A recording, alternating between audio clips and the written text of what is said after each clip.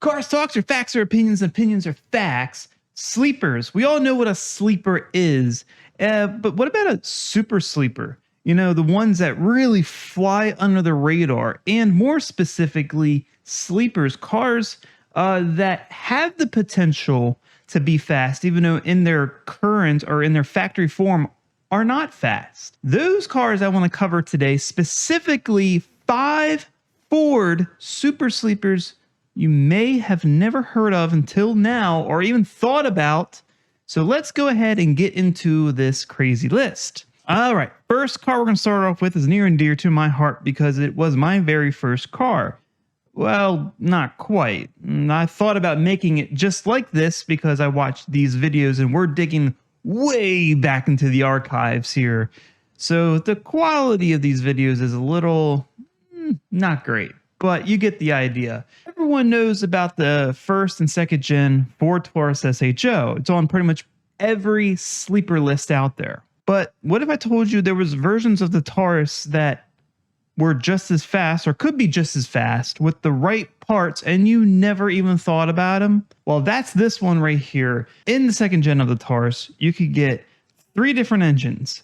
The 3-liter Vulcan V6, which is your base engine, your 3.8-liter Essex V6, which was your optional larger engine, and then the, of course, SHO 3.2 for the automatic 3.0 Yamaha V6 for those models.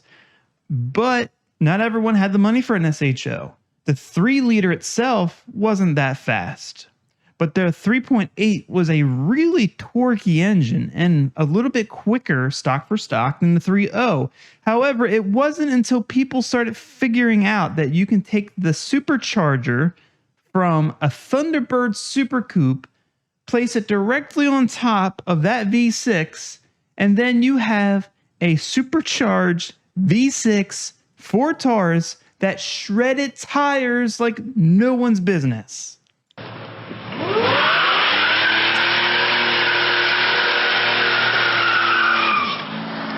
That's so stupid.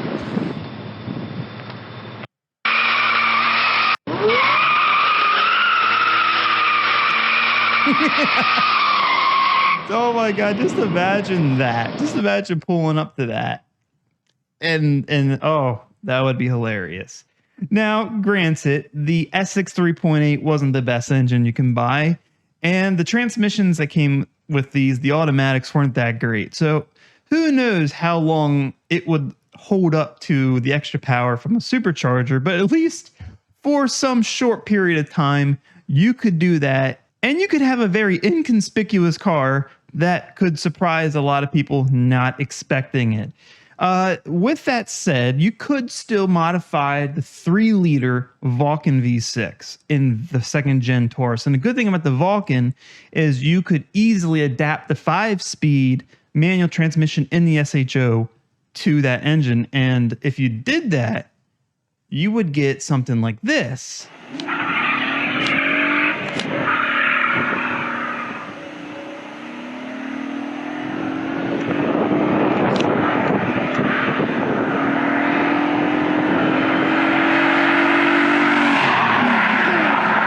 Now just imagine that with a little bit of nitrous, a little bit of boost, and you would have yourself an interesting car. Fun fact about the Vulcan V6, for those who may not know, the engine block for the Yamaha SHO V6 was actually designed around the Vulcan V6 engine block. That's why the transmissions are interchangeable, same bell housing, everything. So they're very close on the bottom end design. So it's really interesting. Yamaha basically just took that, made it better, and gave it really good cylinder heads and a good, really cool intake. And the SHO Yamaha engine was born. But it all started with this one. And it's a really unappreciated engine. And it has potential, believe it or not. It does. Just it takes a lot more effort, where the 3.8 and a supercharger could get tire shredding power with minimal effort. If you were to go the route of a V6, the Vulcan V6, they also sound really good with the right exhaust. I mean, who would think you'd fire up a old Ford Taurus and it sounds like this. More so, what happens if you had that same sound come out of a different older Ford vehicle, which leads us into our second sleeper, super sleeper of the list, a Ford Tempo. I know what you're saying. A Ford Tempo? Yes, a Ford Tempo, but a very specific Ford Tempo. See, in the early 90s, Ford made what was called the Ford Tempo GLS. It was the sporty version of the Tempo, and it came in 2 doors with that Vulcan V6. The difference that made this car really special was it came stock with a 5-speed manual transmission, making it very unassuming. Most people would never have thought about this, and quite honestly, a little bit of nitrous on one of these would have kept up with an SHO all day long. I mean, super unassuming. You would have never have thought a Ford Tempo could be quick. And here's an example.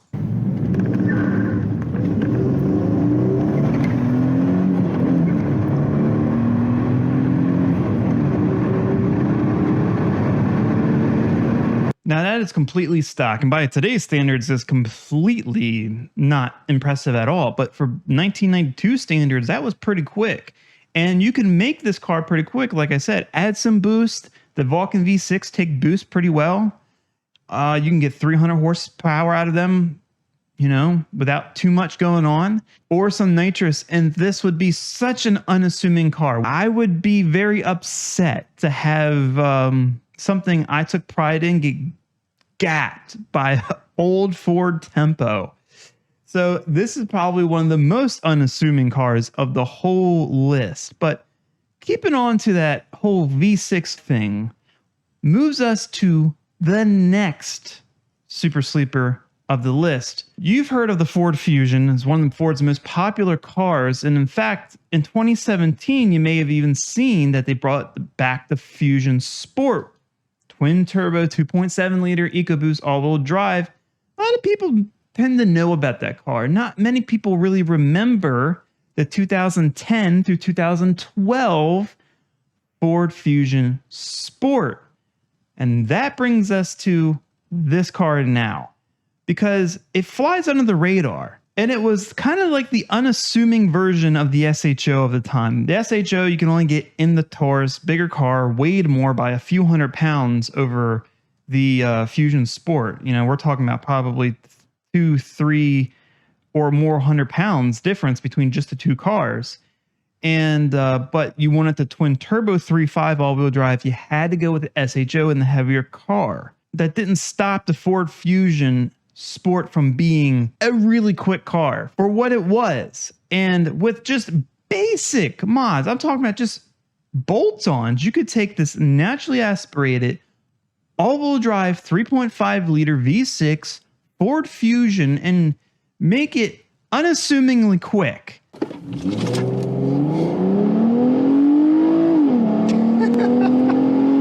That's, look, 70, 80, 90, 100, naturally aspirated, bolt-ons in a Ford Fusion in 2012. People completely sleep on this car, 100%.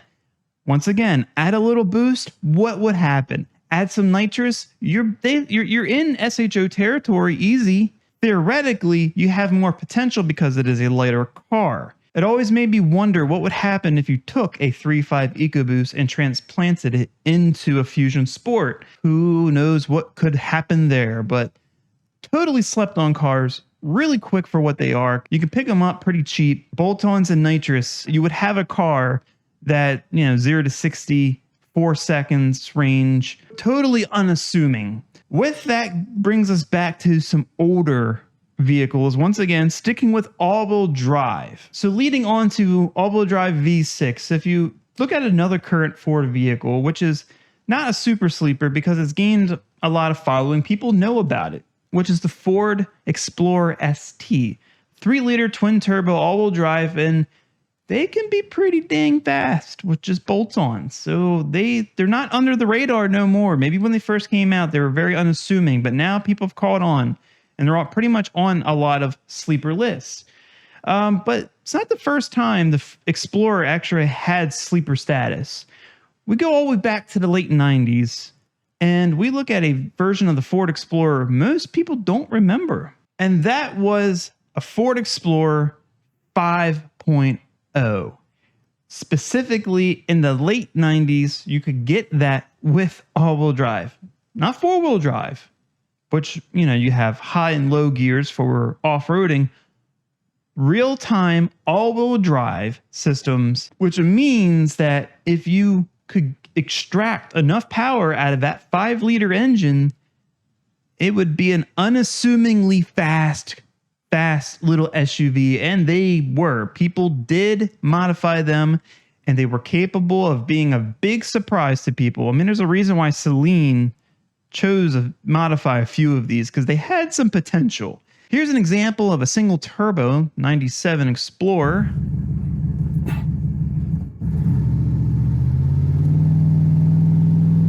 Little boost launch here.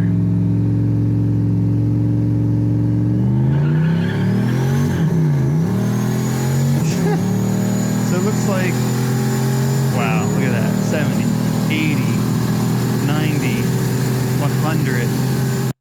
That's crazy. Not many people remember that you can get a 5.0 in an Explorer.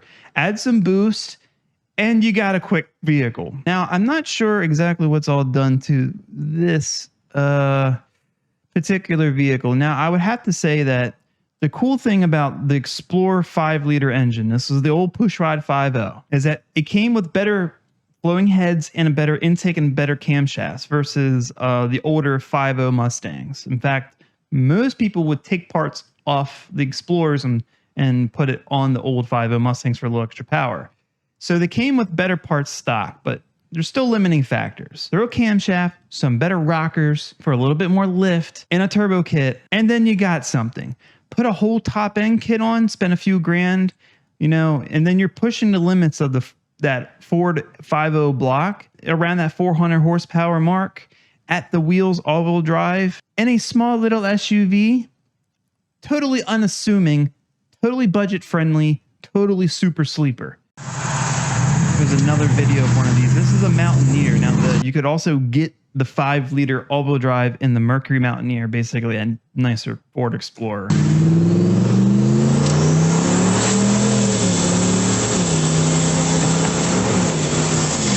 Now, this is not a faster example. This is probably a more realistic example, but that sound, oh my God, that sound.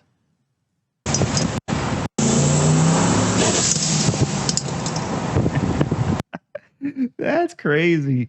Most people wouldn't even think about it. Wouldn't cross their minds. Coming out of 5-liter all-wheel drive stuff brings us back to a modern day vehicle, Ford F-150. And by modern, I don't necessarily mean that the F-150 is modern. It's been around forever, but usually when you think fast F-150, you think current day F-150s, 5 liters, Coyotes, 10 speeds, and then you got the really crazy ones that are just ridiculous. But before the 5-liter caught on, and you weren't willing to go EcoBoost, you had one option that was very unassuming.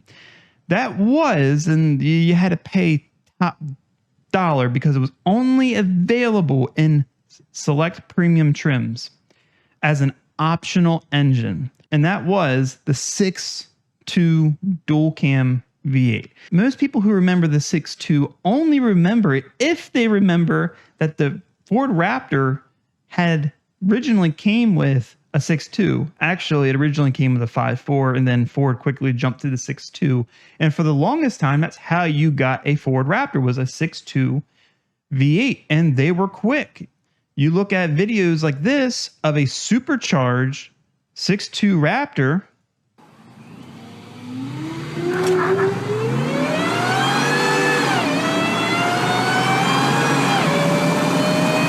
They were quick vehicles. They were not to be slept on. Not many people remember that you could also get the 6.2 in a regular F-150. Therefore, it was lighter. You didn't have all the crazy big wheels and big fenders adding all that weight. So you had the same power potential in the lighter chassis, which you could also get with all-wheel drive or four-wheel drive system. But you could only find that engine in top trim level F-150s of the time. So it was...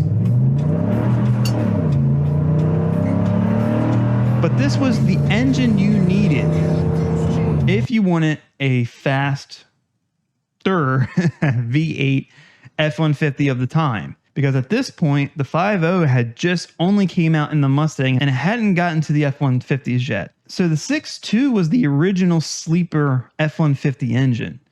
And there's not many videos, I searched, there's not many videos showing a normal F-150 or a limited F-150 with a supercharged or turbocharged 6.2, but there's videos out there of them in the Raptor, and you can see their potential is there, which is why that F-150 made this list. Super slept on, not really something people think about, totally under the radar, which finally wraps up our list. But before we end the video, I want to have some honorable mentions here of some other Ford vehicles. Of course, let's not forget something we just talked about, the current F-150. I mean, the fact the performance,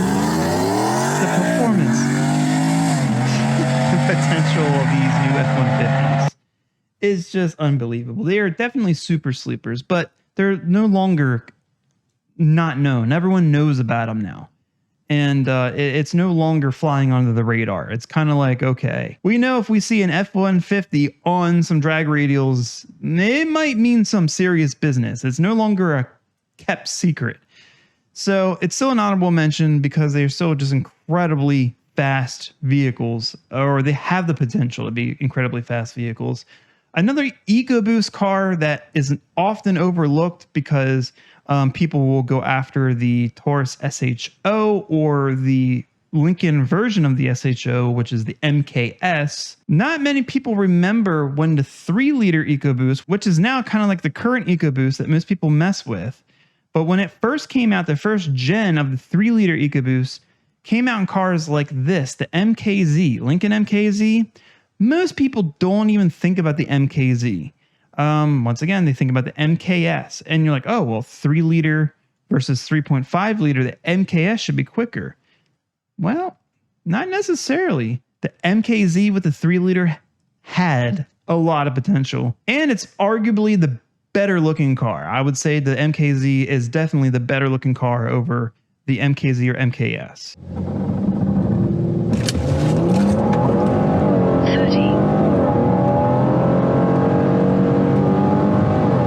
So the performance is there. Quarter mile. 12.2 in what seems to be just a tune-only MKZ. I had a 2014 SHO with a tune and like a filter and a couple small exhaust mods, nothing crazy, and the best I could do with no real effort to reduce weight or to get a best run. The best I could do quarter mile was like a 12.6, 12.7. That's the best I could do. The car was definitely capable of mid-12s, but we're 2/10 away from an 11-second car with just a tune with the MKZ. Super slept on. Not many people consider it over the MKS or just any of the other EcoBoost cars. And that's why I put it as an honorable mention for the list here. But otherwise, I think that's going to wrap it up here. This is not a definitive list, so if I missed anything, put your thoughts in the comments. Was there another car that I didn't put in the list that had the potential to be really quick from Ford? Let me know. Put your thoughts in the comments. Otherwise, I'm going to wrap it up here for the video. If you like the video, please give it a thumbs up. Share it with everyone you know. If you want to see more content like this and you haven't already, go ahead and subscribe to the channel. Keep looking out for next Cars Talks video.